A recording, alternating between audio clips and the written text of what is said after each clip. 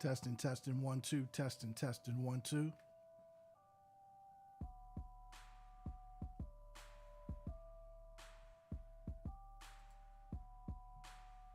me 1 second.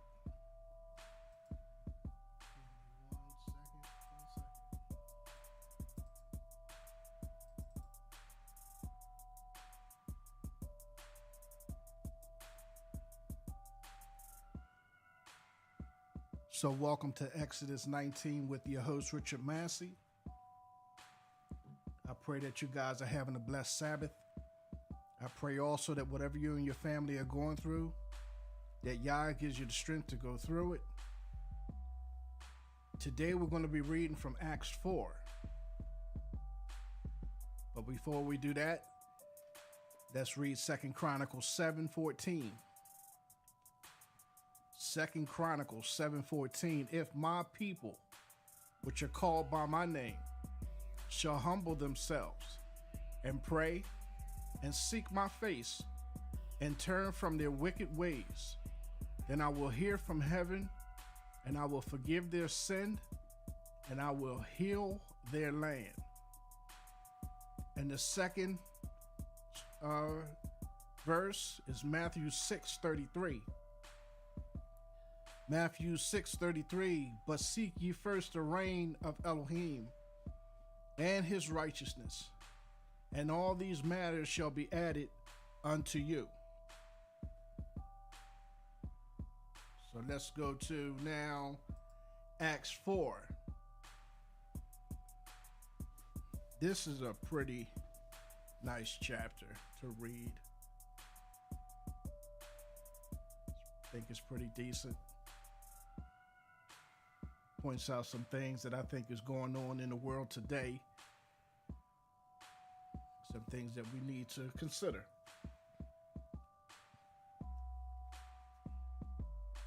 Acts 4:1, and as they were speaking to the people, that's Kepha and Yohanan, they were speaking to the people, the priest and the captain of the set apart place and the Sadducees came upon them. So they're talking to the people, and all of a sudden they turn around and the priest and the captain of the set apart place and the Sadducees come upon them.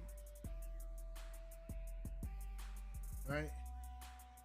2, being annoyed because they taught the people and announced the resurrection from the dead of Yeshua, and they arrested them and put them in jail until the next day, for it was already evening. So Kepha and Yohanan are talking to the people and they're teaching the people and turning the hearts of the people back to the Father. And then the Sadducees and the priests walk up on them and listen to what they're saying and seeing them teaching the people. They get locked up.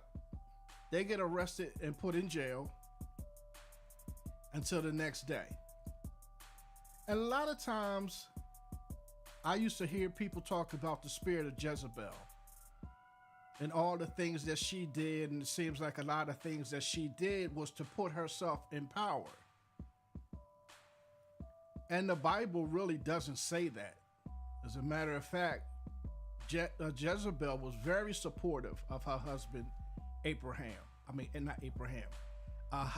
Ahab. She was very supportive of him, and you can remember the story when he couldn't get that vineyard that he wanted. And the Bible says that he went home sad, and Jezebel was like, aren't you the king? But you know what, babe, don't worry about it. I'll get it for you. So, if you want to understand what happened for the rest of the story, you can read that. But simply because these guys are teaching the people what the Bible is truly saying, they get locked up and thrown in jail. But my point with Jezebel is nobody talks about the fact that Jezebel had her own 400 prophets and how she destroyed Elohim's prophets. Because Jezebel wanted what her prophets to say and do to be the right way to go about life, and not the actual factual prophecies from Elohim through his prophets. And today, that reminds me of today.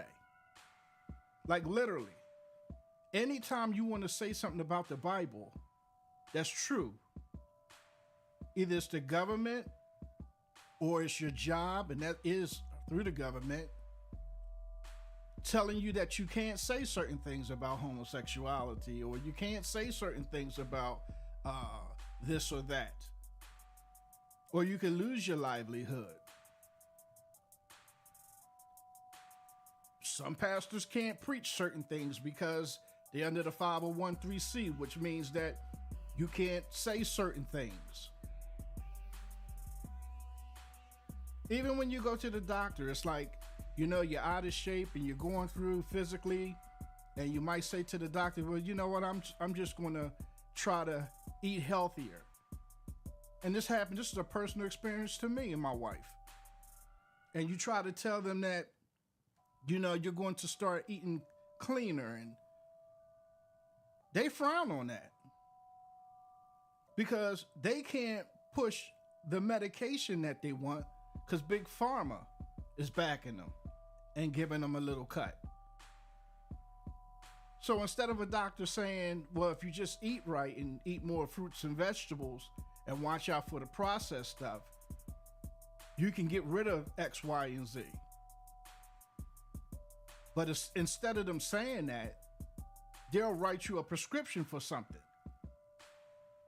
right? Like Dr. Sebi. He was known for healing people of cancer and all kinds of major diseases. And there's a new guy, Yaki Awaken. Those guys get harassed. Dr. Sebi's now dead because Big Pharma and everybody who support them and wanted people to rely on medication didn't like that he was healing people of the natural way. So it's always like people that are evil don't want people that are good to teach the unlearned because it's going to affect their livelihood. Like the story with the swan on the side of the hill when Yahshua was casting out the demon. And he said, and the demon said to Yahshua, can we go over to those swan over there? And he said, go ahead. And they went over to the swan, and the demons went into the swan, and they ran down the hill, and they ran into the water, and they drowned. The people that owned the swan, the pigs, they didn't care that somebody was now healed. They were just mad that their livelihood was affected. And even the young lady that was following behind the disciples, talking about, you know, these guys are the disciples of the Most High. She brought revenue in for those guys. So when they cast the demon out of her, instead of them being happy that she was now set free, keyword set free, setting the captives free, they were mad that they removed and stopped their livelihood. So they were annoyed because they were teaching the people and announced the resurrection, and that Kepha and Yohanan announced the resurrection from the dead in Yahshua, that they arrested them and put them in jail to the next day, for it was already evening. 4, but many of those who had heard the word, they believed, and the number of the men came about 5,000.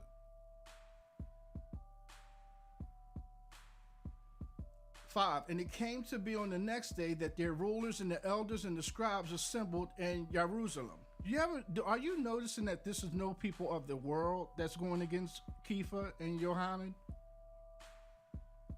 You ever notice that it's not gang members that's going against Kepha and Yohanan? It's not harlots or prostitutes. In this case, it's religious people that's going against Yohanan and Kepha. Right? You better keep that in mind for the future. Because the Bible rarely talks about people of the world. I used to always think that the Bible was talking to people of Yah or Elohim against people of the world. And it's not. If you look close enough, the Bible is talking about people of Elohim versus religious people. Pay attention to it from now on and see. It's the religious and the nation of Yehuda that took Yeshua before Pilate and all the governors of the different countries. It wasn't Gentiles that was doing it. Let's get back to the story. 4, but many of those who had heard the word believed. That's faith. And the number of the men became about 5,000. 5. And it came to be on the next day that the rulers and the elders and the scribes, see, they assembled in Jerusalem. 6, as well as Hanan, the high priest, and Caiaphas, and Johanan, and Alexander, and as many as were of high priestly descent. Not regular people. These are religious people that's coming against Kepha and Johanan. Right?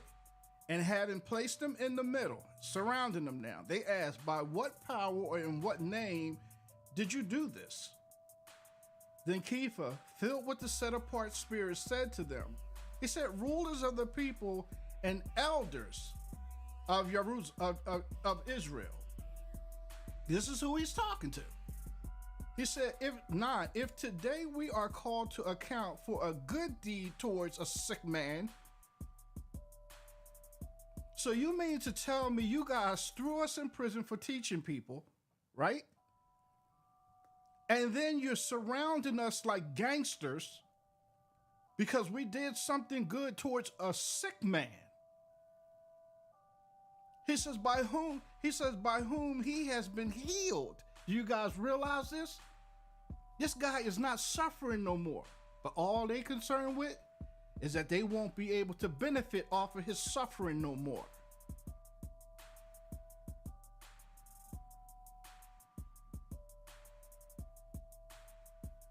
"10. Let it be known to all of you and to all the people of Israel that in the name of Yeshua Messiah of Nazareth, whom you impaled, whom Elohim raised from the dead, by him this one stands before you healthy." So Yeshua HaMashiach, who is one who turns the heart of the children back to the Father, you killed him.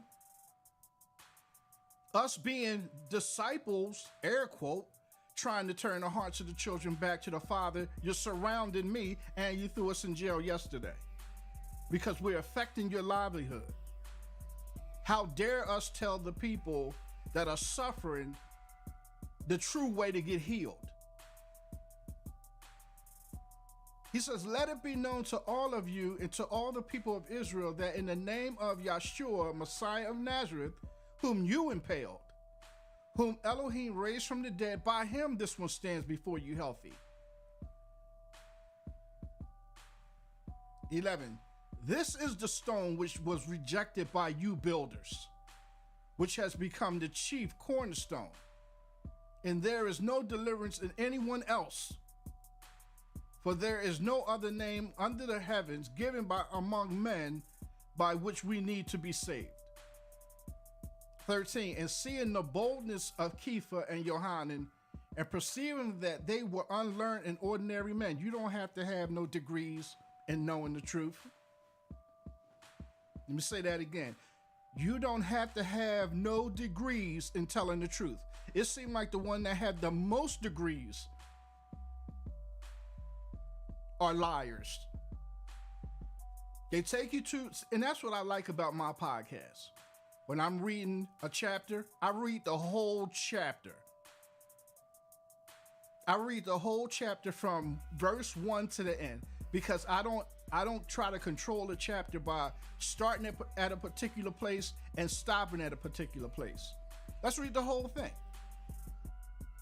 Let's see what the Bible says in reference to a situation by reading the whole chapter. We're not going to run away from a topic because it's going to affect my podcast.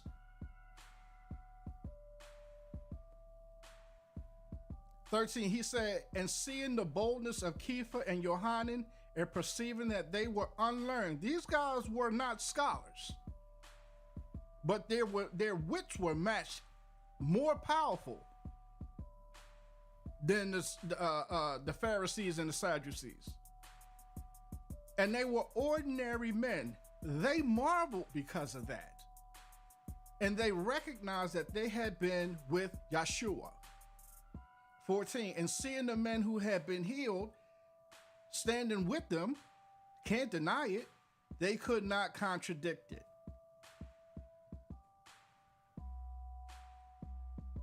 15, but when they had commanded them to go aside out of the council, they consulted with one another because they had to come up with a plan to stop the fact that these two men healed somebody and are teaching people. They taught 5,000 people the truth and healed a man. So Kepha and Yohanan, y'all step outside while we talk about what is there to talk about. This is supposed to be what you're supposed to be doing. So they tell Yohanan and Kepha to step outside so that they can talk about what we're going to do to you. Just like today. Somebody is always plotting to stop something that's right. Oh, you can't tell that. That's the real reason why they started telling people that that's why they call people that witness the Bible that you're judging people. They put that in one bubble. Oh, you're not supposed, the Bible says that you're not supposed to judge. So if you say to somebody, and when they say that, you ask them, where do you see that at? Because Yeshua HaMashiach died because he was judging. Elisha died because he was judging. Elijah, he died because he was judging. All the prophets, they just died because they didn't say nothing? No, because they were teaching right from wrong. So when you're saying that you're not supposed to judge, what the Bible is saying in that reference, in that instance, when Yeshua says, okay, let's say that they said to Yeshua, you shouldn't be judging. The reason why he said, I'm not judging is because this is not my words. But what happens in the end time after everything is over? You're going to be judging over kingdoms, right? You're going to be instructing and teaching kingdoms, right? John suffered because of judging. Peter suffered because of judging. Right? Paul, he was killed because he taught and judged. People didn't, and see, here's the point. People didn't mind when Paul was killing Christians at the beginning. That was fine. But soon as he saw the light heading to Damascus and changed his personality and now started turning the hearts of the children back to the Father,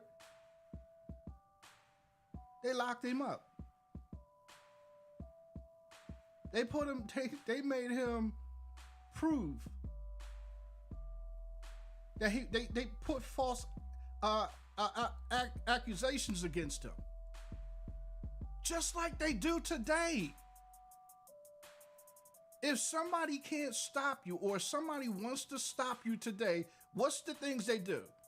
They threaten your life, or they make threats, or they mess with your job, your livelihood, or they mess with your family, or they kill you, or they put you in jail, or they say tax evasion. They'll say everything to stop you from talking because you're affecting their livelihood. if this podcast grows to where I start getting large numbers, you best believe somebody's going to call me. Because nobody cares why my numbers are low. Let me start getting a couple hundred people under the sound of my voice and see if somebody don't get in touch with me that they're either going to offer me something that's going to sway my story a little bit, or somehow they're going to try to tamper. Or when you have large numbers for your podcast or whatever, I'm not trying to be funny. You're probably not talking about nothing that's going to change somebody's life spiritually. But when you start turning the hearts of the children back to the Father, yeah, they're not having that. Let's do 15 again. But when they had commanded them to go aside out of the council, they consulted with one another. 16, saying, what shall we do with these men? For indeed that an outstanding miracle has been done through them is apparent to all those dwelling in Jerusalem, and we are unable to deny it. The man is standing right there. This is not a trick. We definitely know what he's been through, and we see that he's not going through that no more. 17, but in order that it spreads no further among the people. See what I'm saying? We see this one guy healed. But in order that it spreads no further among the people, let us strongly threaten them to speak no more to anyone in this name. Because we like when people are suffering. It allows us to make more money and enjoy our life even though they're suffering. We like it. And this is religious people talking.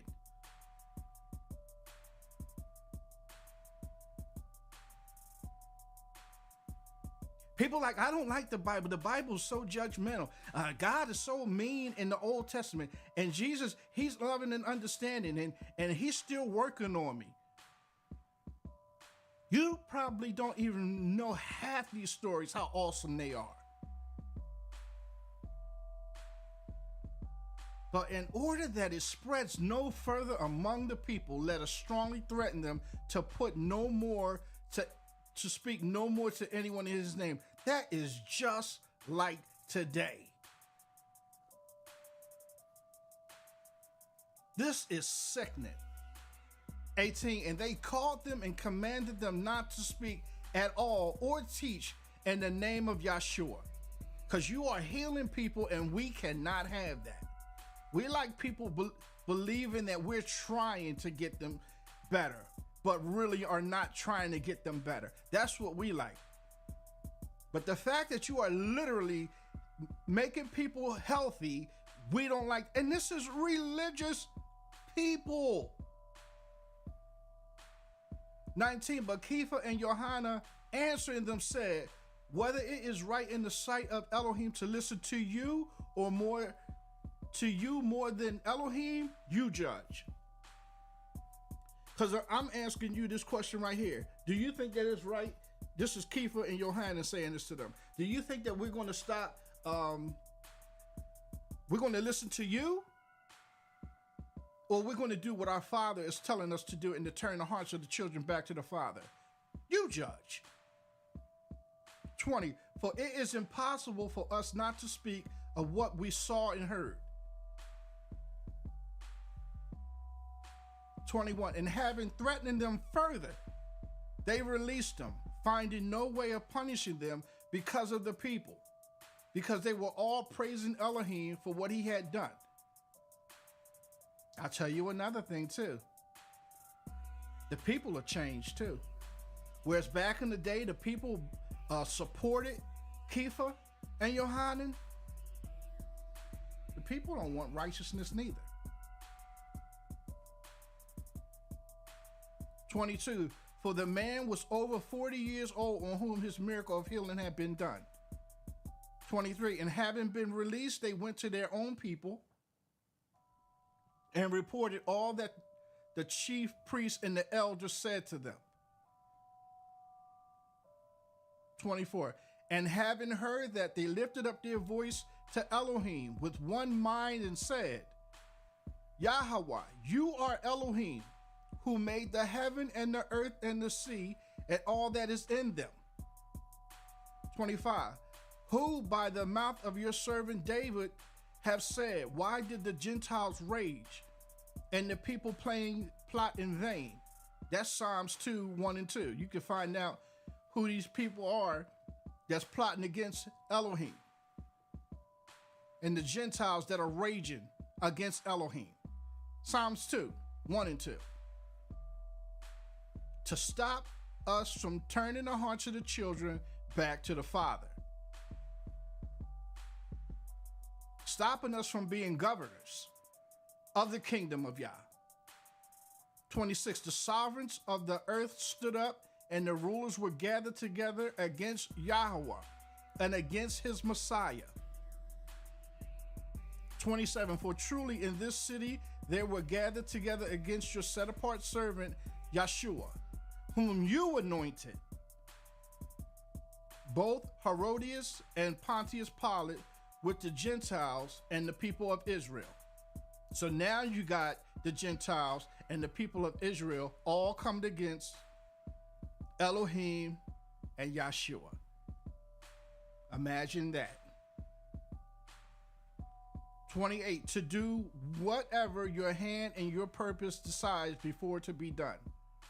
29. And now, Yahweh, look on their threats and give to your servants all boldness to speak your word. Even though they're going to come after your job, even though they're going to come after your life, even though they're going to say things against you, even though they're going to try to make you out to be a liar, expect it all. Because you're turning the hearts of the children back to the Father, expect it all.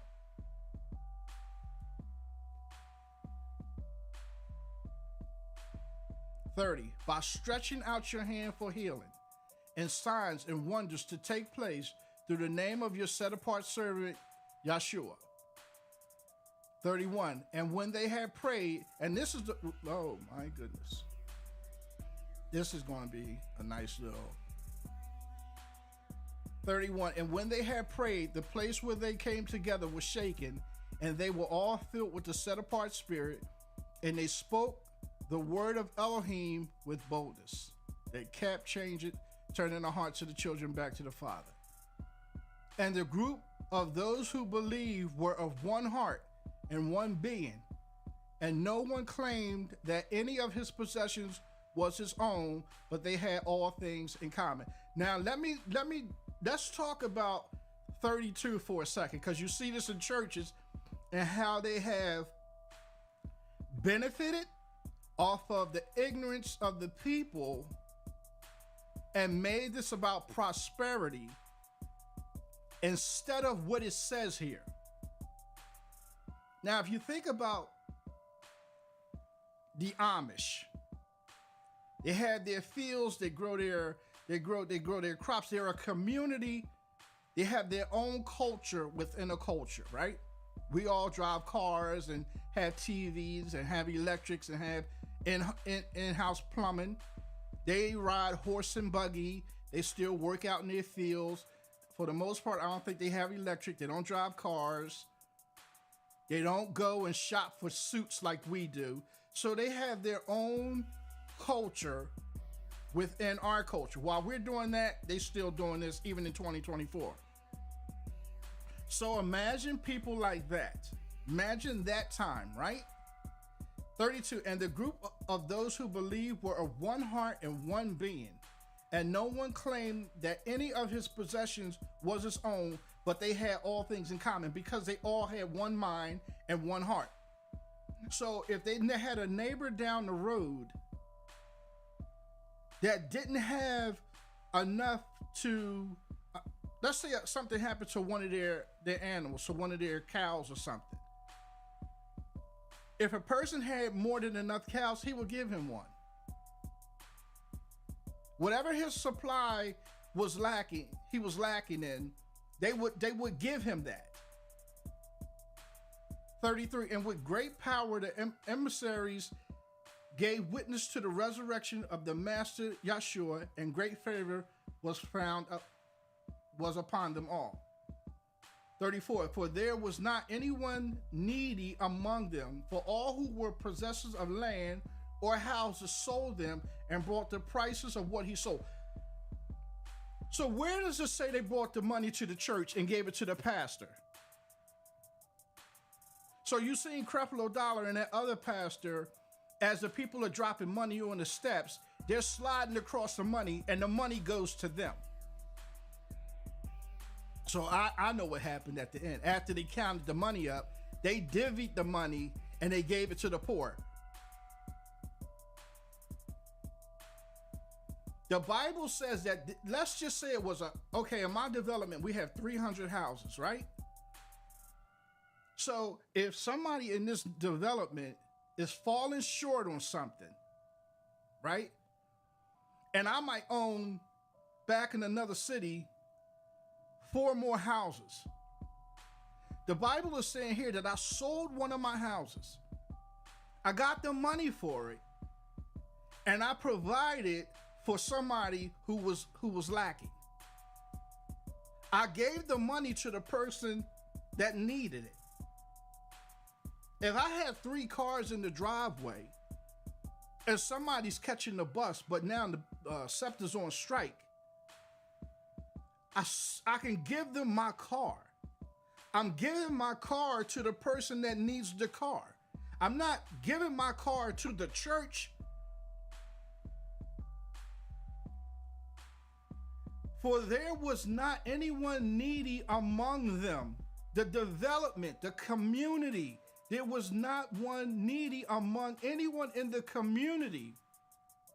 For all who were possessors of land or of houses sold them and brought the prices of what was sold and laid them at the feet of the emissaries, and they distributed to each as everyone had need. They didn't keep it. And this is what I'm saying. A church person, a pastor can say, man, you need to mind your business on that one. You're messing with my livelihood. I know that person that's giving that I'm telling that the reason why Elohim and Yahshua hasn't blessed them yet is because their faith is not strong enough. I know I'm lying to them. And I know that what they're going to do is try to work on their faith to make their faith better so that Yahweh could give them something. But I know that that's crap. But I have bills to pay. So you telling them what that really means is say, you need to mind your business. How do you even sleep at night, man?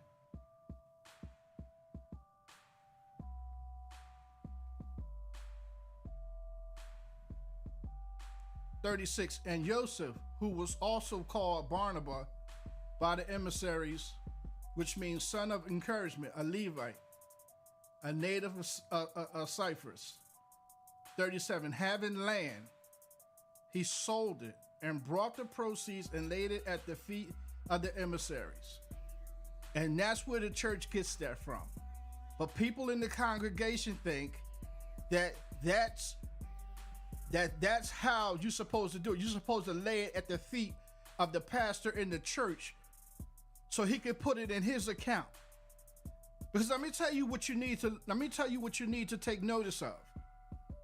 Why is the person that's poor when you put it at the feet of your pastor still poor 2 years later?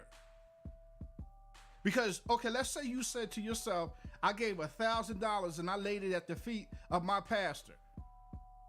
And I know for a fact that the person down the street is suffering. But I believe in my heart that when I laid this $1,000 down at the foot of the pastor, that some months from now, that person down the street's gonna start doing better.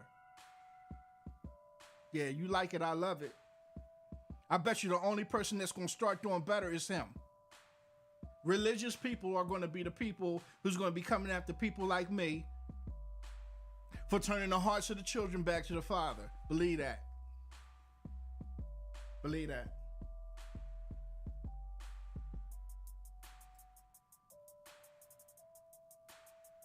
So this is just a reminder that this podcast is on Spotify, and the way you can find it, is typing in Richard's Podcast. And I'm also on Instagram, and the way you can find that is 19_Exodus. And I'm live on YouTube as well, and the way you can find that is 19_Exodus Richard Massey. So don't forget to like my page and to share it where it applies. And don't forget to hit the notification button. And let's give a round of applause to Elohim and Yahshua. They're worthy to be praised from the rising of the sun to the going down of the same. And don't forget to subscribe as well. And a shout out to my man Richard Turner for my background music. And I think tomorrow morning, which will be Sunday morning, we're going to read from El Yahshua, which is Joshua, El Yahshua 8, or Joshua 8 tomorrow, Sunday morning. So have a blessed Sabbath and enjoy the rest of your day. And shalom.